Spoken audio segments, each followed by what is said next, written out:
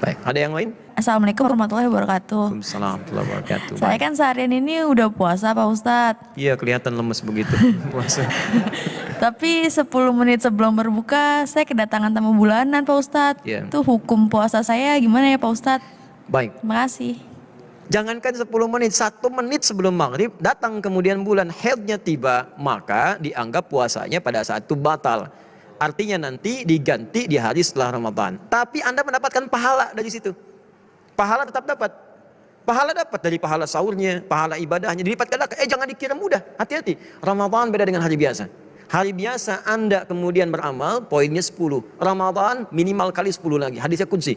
Kitabus Siyam, Al-Bukhari, nomor hadis yang pertama, paling kiri sebelah atas.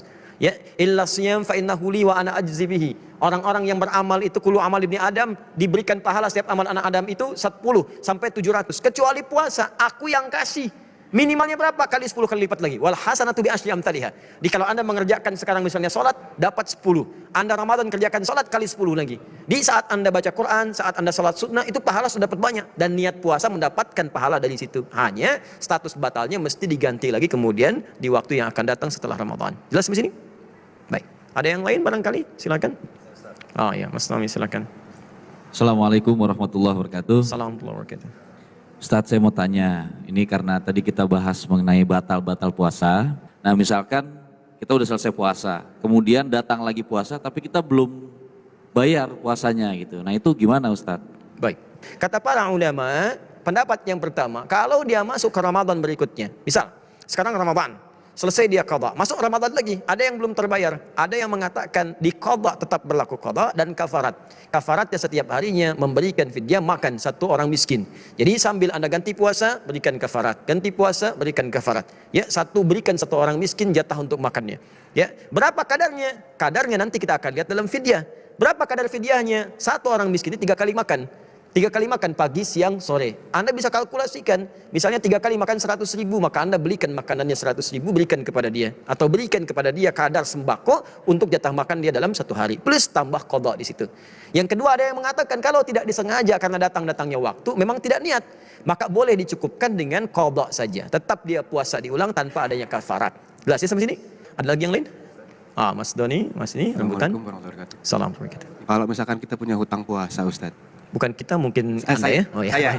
Saya alhamdulillah tidak sampai hari ini. Baik. Ya. Tapi saya nggak bisa menjumlahkan. Saya udah nggak tahu lagi berapa banyak hutang saya gitu Ustaz. Itu gimana cara ngebayarnya ya? Pertama, saya tuh senang sekali kalimat-kalimat seperti ini. Senang sekali. Karena ini menunjukkan perubahan kedekatan iman kita dengan Allah. Ada sentuhan gitu. Ya, jadi kalau Allah cinta pada seorang hamba itu diberikan petunjuk di hatinya untuk mendekat. Itu di hadis Al-Bukhari nomor hadis 71 Kitabul Ilmi. Ya, Nabi menyampaikan kalimatnya indah. Man yuridillahu bihi khaira yufaqihu fiddin. Siapa yang diinginkan oleh Allah berubah jadi orang baik, maka akan diberikan dorongan di hatinya untuk dekat ke agama. Dekat. Maka pertama syukuri dulu itu. Yang kedua kata para ulama, dia boleh kemudian meniatkan qadha yang lampau di masa-masa senggangnya.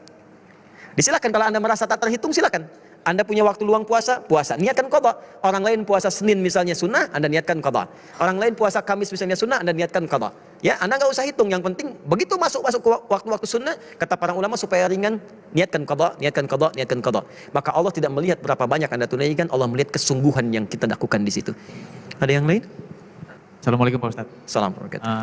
Vino mau nanya nih Pak Ustadz. Misalnya nih Pak Ustadz, Vino lagi puasa, terus tiba-tiba sakit gigi gitu. Terus pas nyampe di tempat dokter gigi bilang harus dicabut nih salah satu giginya.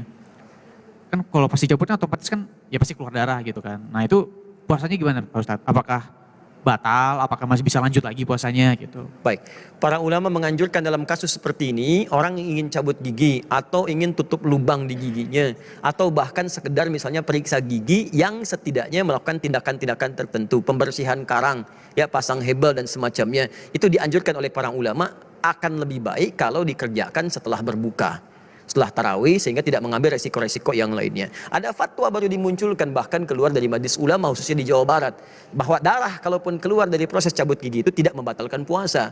Tapi yang beresiko bukan darahnya.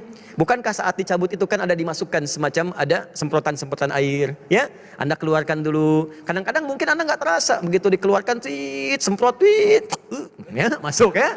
Nah, itu yang bisa kira-kira mempengaruhi ya. Jadi untuk berhati-hati setidaknya diakhirkan nanti ke maghrib setelah Anda misalnya selesai makan, kemudian siapkan salat tarawih, begitu selesai tarawih Anda bisa selesaikan, itu akan lebih baik. Jelas di sini? Semoga Allah mengampuni dosa-dosa kita, menerima amalan-amalan kita, dan insya Allah mengganti semua kesabaran kita dengan surga yang Allah janjikan. Allahumma